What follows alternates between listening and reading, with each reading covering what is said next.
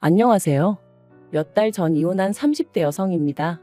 다 끝난 마당에 제가 이렇게 지난 이야기를 들추는 이유는 엊그제 어머님으로부터 또다시 황당한 문자를 받았기 때문이에요. 제가 당신 아들의 팔자를 조져놨으니 당신도 가만히 있지만은 않겠다. 두고 봐라. 후회하게 해주겠다. 그리고 뭐 하루 이틀도 아니고 그런 문자 한 번 더 받았다고 제가 특별히 겁을 먹거나 한 건 당연히 아닙니다. 그저 어머님은 아직도 정신을 못 차리시고 이러시는구나, 답답하다 생각할 뿐이죠. 그렇지만 이유가 어찌되었건 간에 이런 문자를 받고 나니 저도 기분은 좋지 않고, 그래서 오늘만큼은 익명의 힘을 빌려 욕이나 해보려고요. 그러니 두서가 없겠지만 들어주시면 감사하겠습니다. 남편하고는 대학생 때 처음 알게 되었지만 그때부터 바로 연애를 시작한 건 아니었어요. 그때는 저는 저대로, 남편은 남편대로 서울에 올라와 나름대로 동변상련의 마음을 느꼈다고 해야 할지. 아무튼 그렇다 보니 그럭저럭 좋은 친구 사이로만 지냈습니다. 그러다 각자 졸업하고 사회인이 되었고 이후로 나름대로 회사 생활에 적응하고 나서야 연애를 시작했죠. 남편 말로는 뭐 줄곧 저에게 호감이 있었다고는 하는데 그런 것 치곤 남편도 남편대로 연애를 해왔고 저라고 연애를 안 한 것도 아니었으니 듣기 좋으라고 하는 소리였을 거예요. 아무튼 연애 기간은 4년으로 짧지 않은 시간이었고 그 시간 동안 나름대로 서로 신뢰를 쌓아가며 큰 소리 없이 만남을 이어갔어요. 그래서 누가 먼저랄 것 없이 자연스레 결혼을 하는 쪽으로 이야기가 되었고요. 그런데 결혼 준비를 하면서 조금씩 잡음이 있었는데 그 중에서도 가장 문제가 되었던 것은 바로 저희가 어디에서 살 것이냐였습니다. 남편과 저는 지방에서 올라왔고 그렇다 보니 각자 자취를 하고 있었거든요. 그리고 자취하던 동네는 걸어서 15분이면 닿을 만큼 가까웠고요. 하지만 직장은 서로 정반대 방향에 있다 보니 그림으로 그리자면 서로 양옆으로 뻗어나가는 모양새였고, 그래서 신혼집을 구할 때도 저는 원래 저희가 자취하던 그 동네 근처에 구하면 좋을 것 같았습니다. 그럼 둘 중 누구 한 명이 더 고생을 해야 할 필요도 없고 적어도 출퇴근 문제에 있어서는 크게 달라질 일이 없겠다 싶었거든요. 그런데 이 이야기를 들으시곤 어머님께서 그런 건 그렇게 정하는 게 아니랍니다. 누가 더 많이 버는지를 봐야 한다는 거였죠. 그러면서 돈을 더 많이 버는 사람한테 덜 버는 사람이 맞춰주는 게 상식적으로 맞는 일이라고 계속해서 남편 직장이 있는 동네에 자리 잡기를 강요하시는데, 솔직히 이때는 어이도 없고 비록 결혼을 엎어야겠다는 생각까지는 못했어도 어머님이 고집이 보통이 아니시구나, 얽히면 안 되겠다, 그 정도 생각은 들더라고요. 그리고 결혼 준비 과정에서 알게 된 것이 남편은 어머님 고집을 꺾지 못한다는 거였습니다. 사실 남편이라고 해서 가만히 보고만 있던 것은 아니었거든요. 어머님한테 연봉이랑 사는 데랑 무슨 상관이냐? 연봉이 적으면 덜 피곤하냐? 그러면 신우는 편의점 아르바이트 하면서 겨우 그 돈 벌어오는데 그럼 걔는 하나도 안 피곤한 거냐? 하지만 어머님은 그런 남편에게 왜 가만히 있는 여동생을 끌어들이냐고 욕이나 잔뜩 하셨지, 당신의 논리가 틀렸다는 건 결코 인정을 하지 않으셨어요. 그리고 그런 어머님 때문에 힘들어하는 남편을 보고 있으니 제 마음도 결코 편하진 않았죠. 그래서 제가 정말 양보하고 이해하는 마음으로 남편 직장에서 10분 거리에 있는 아파트에서 신혼살림을 시작하기로 했습니다. 그런데 그렇게 식을 올리고 한 달도 안 돼서 정말 황당한 소식을 들었습니다. 저희 동네로 어머님이 이사를 오신다는 얘기였죠. 남편이 서울살이를 10년 넘게 하는 동안에도 고향에서 지내시던 분이 갑자기 신우까지 데리고 서울로 이사를 하신다니 이유를 불문하고 황당하단 생각밖에 안 들대요. 남편도 저만큼이나 당황한 기색이었던 걸로 봐서는 막말로 자기들끼리 짜고 생쇼를 하는 것 같지는 않았어요. 아무튼 그래서 남편도 아닌 게 아니라 어머님한테 갑자기 무슨 이사냐고 물어봤다는데, 어머님 말씀이 당신이 앞으로 살면 얼마나 살겠냐며 지금이라도 자식 옆에서 오순도순 살고 싶다, 손주도 태어나면 봐줘야 할 거 아니냐 뭐 그러시더랍니다. 거기다 대고 남편이나 저나 무슨 말을 할 수 있었겠어요. 특히 막 시집왔던 저는 정말 당혹스러웠지만 말 그대로 찍소리도 못했죠 뭐. 그리고 그때부터 저는 정말 크고 작은 일들로 어머님에게 시달리기 시작했는데 그 중에서도 저를 제일 환장하게 했던 건 바로 저녁 식사 문제였습니다. 어머님이 하도 고집을 부려서 제 통근 시간이 늘어난 건데 어머님은 그런 건 안중에도 없으셨는지 왜 제가 남편보다 퇴근이 항상 늦는 거며 그래서 당신 아들이 제때 저녁을 못 먹지 않냐고 얼마나 잔소리를 해대셨는지 몰라요. 일주일에 두세 번, 그것도 꼭 연락도 없이 멋대로 식사 시간에 찾아오셔서는 당신도 한 끼 얻어먹고 가려고 왔다 하시면서 말이죠. 그런데 그런 상황이 자꾸 반복되니까 솔직히 저도 화가 나대요. 막말로 제가 전업주부도 아니고 둘이 맞벌이 하는 거 뻔히 하시면서 왜 자꾸 저만 들들 볶으시나 싶은 게. 그래서 남편더러 앞으로 저녁 시간 되면 당신이 어머님 댁에 가서 얻어먹고 오라고 했어요. 어머님 말씀대로 10년 넘는 세월 동안 떨어져 지내다가 이제라도 가까이 지내게 되었으니 옆에 끼고 밥도 챙겨 먹이시고 하면 좀 좋겠냐고요. 그랬더니 남편이 저더러 너도 참 그렇다 하는데 이때 처음 남편이 완벽하게 제 편은 아닌가 하는 생각이 들더라니까요. 그리고 더 웃긴 건 그렇게 남편이 몇 번 가니까 어머님이 저한테 더 심하게 화를 몇 번 내시더니 급기야는 이렇게 가정에 소홀할 거면 회사를 관두랍니다. 결혼했으면 아내의 역할이 우선시되어야 한다면서 말해요. 그래서 이때 남편하고 정말 대판 싸웠어요. 막말로 남편이 한 달에 무슨 1,000만 원, 2,000만 원씩 벌어오는 것도 아닌데 무슨 저녁밥 차려주라고 회사를 관두라는 건지. 그래서 제가 남편한테 어머님 정말 이상하시다. 당신 여지껏 혼자 사는 동안 저녁식 사가지고 이러신 적 없다면서 왜 결혼하고 나니까 이러시냐. 신경 쓰이고 서운하다 그랬습니다.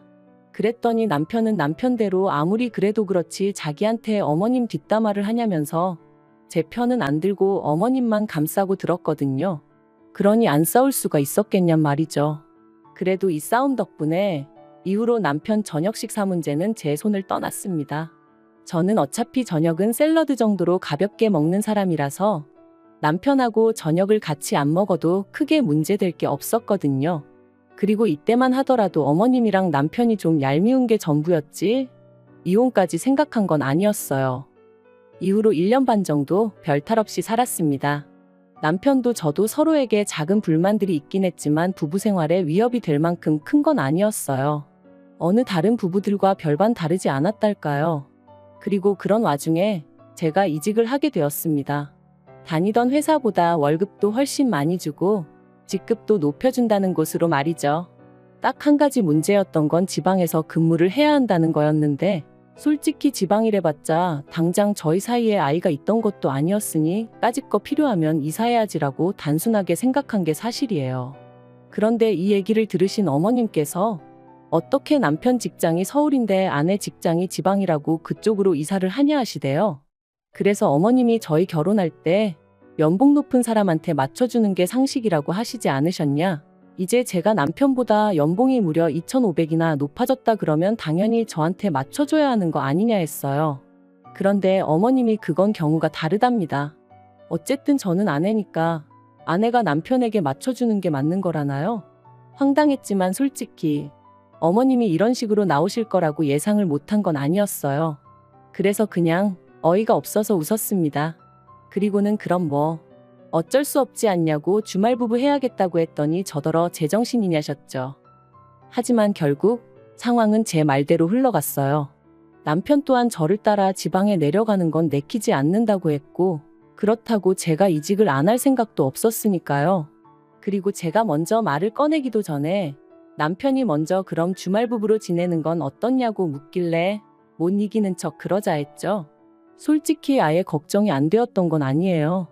하지만 막상 주말부부로 지내보니까 생각만큼 나쁘지는 않더라고요. 일주일에 하루 이틀밖에 못 보니까 다투는 시간도 아깝게 느껴졌고 그래서 서로 더 배려하고 상냥하게 대해주게 되었으니 오히려 연애 때로 돌아간 기분까지 들더라니까요. 하지만 제3자나 마찬가지인 어머님께서 말 그대로 난리를 치셨습니다. 처음에는 생활비를 이유로 잔소리를 하셨어요. 멀쩡한 집을 놔두고 왜 새 살림을 차리냐면서 이러면 생활비도 2배로 들고 그래서 돈은 언제 모으느냐고요. 하지만 막말로 당신이 하는 말이 씨가 안 먹힌다 싶으셨는지 결국 진짜 속내를 드러내셨습니다.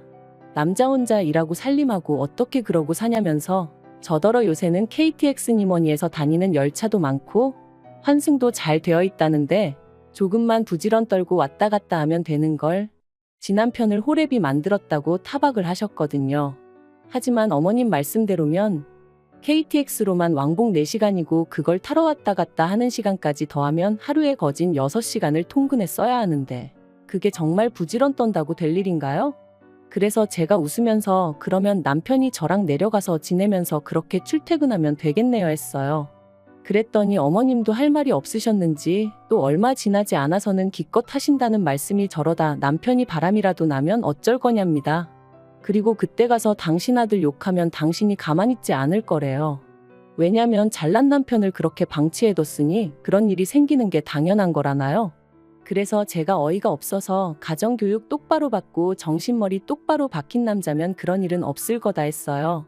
그랬더니 너 지금 가정교육이라고 했냐면서 어머님이 또 화를 내시는데 이건 뭐 도둑이 재발절인 것도 아니고 아무튼 엉망도 그런 엉망이 없었습니다. 하지만 이때까지도 역시 이혼 생각은 안 했어요. 어머님이 말도 안 되는 말씀을 하시면 저도 지지 않고 한마디씩 받아치고 그런 과정이 스트레스의 연속이긴 했지만 서로 다른 사람들이 만나서 가족이 되었으니 이 또한 맞춰가는 과정이다 생각하고 어떻게든 그러려니 하고 넘기려고 했었죠. 하지만 역시나 사람 일이라는 게 저 혼자 노력한다고 해결되는 게 아니더군요. 결국 어머님은 말 그대로 선을 넘으셨고 남편은 그래도 팔은 안으로 굽는다더니 그런 어머님 편을 드느라 제 입장 따윈 안중에도 없었어요. 그래서 제가 이혼을 결심하게 된 거고요. 사건의 발단은 이랬습니다. 어느덧 남편도 저도 주말부부 생활에 익숙해져 가던 올해 초 남편이 교통사고를 당했다며 연락을 해왔어요. 다행히 어디 크게 다친 건 아니었지만 그래도 병원에서 한 일주일 정도는 입원을 하는 편이 좋겠다고 안내를 받았다면서 말이죠. 그래서 저는 그래도 어디 안 부러진 게 어디냐고 다행이다고 했고 남편도 자기도 10년 감수했다며 이참에 휴가 받았다 생각하고 쉴 생각이라 했습니다. 그런데 어머님께선 이런 와중에 아내인 제가 올라와 있지 않는다며 크게 화를 내셨어요. 그래서 제가 어머님께 제 사정을 설명했습니다. 회사 일도 많고 자리 이동에 관해서 말이 많기 때문에 최대한 눈에 띄는 행동은 안 하려고 조심하는 중이다. 그러니 이해 좀 해달라고 말이죠. 하지만 어머님께선 제 말은 귓등으로도 듣지 않으시는 눈치였어요. 아내가 돼서는 남편이 제일이지 돈에 환장을 했냐. 그런데 아무리 어머님이 뭐라고 말씀을 하셔도 제가 눈도 깜빡 안 했더니 그게 그렇게 심통이 나셨던 걸까요? 급기야 어머님이 저희 회사에 전화를 하셨습니다.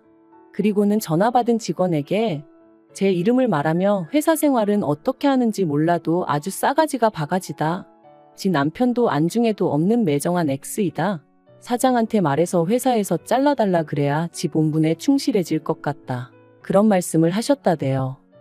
전화를 받은 직원은 다행히도 저와 평소에 관계가 좋은 편이었고 그렇기에 이런 내용이 사장 귀에까지 들어가는 참사는 일어나지 않았습니다만 그래도 어쨌든 저는 치부를 들킨 듯하여 한마디로 얼굴을 들 수가 없었습니다. 아무리 그래도 그렇지 며느리 얼굴에 이런 식으로 똥칠을 하실 수 있나 싶은 게 그래서 남편에게 바로 다시 전화를 걸었어요. 그리곤 어머님이 하신 만행을 낱낱이 얘기했거든요. 그런데 남편이 보인 반응이 그러니까 평소에 어머님이 말씀하시면 듣는 척이라도 했어야지 툭하면 죄다 제 고집대로 하니 어머님도 얼마나 약이 오르셨겠냐입니다.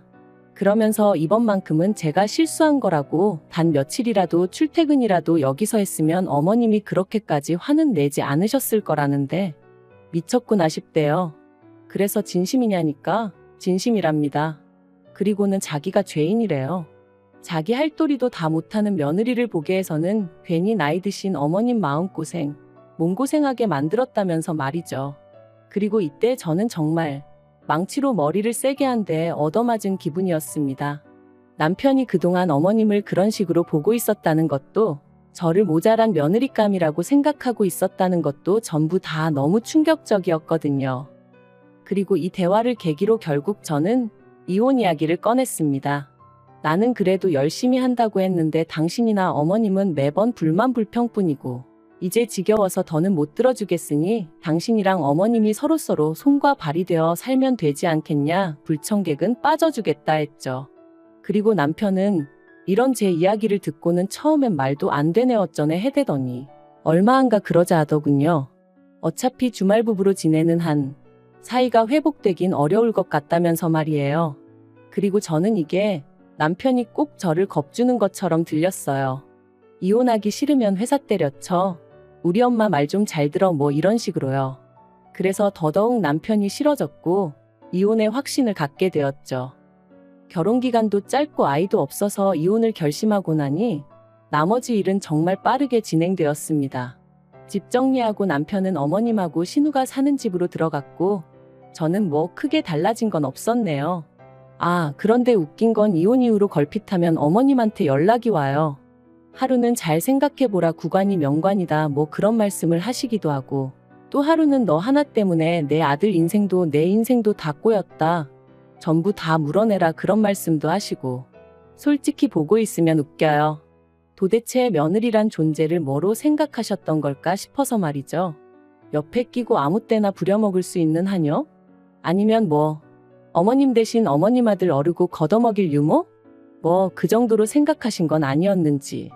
아무튼 언제가 됐든 신우가 시집가면 신우는 꼭 어머님 뜻대로 살길 바라려고요. 저는 이대로가 좋아서 제 방식대로 잘 살 테니 걱정 안 하셔도 됩니다.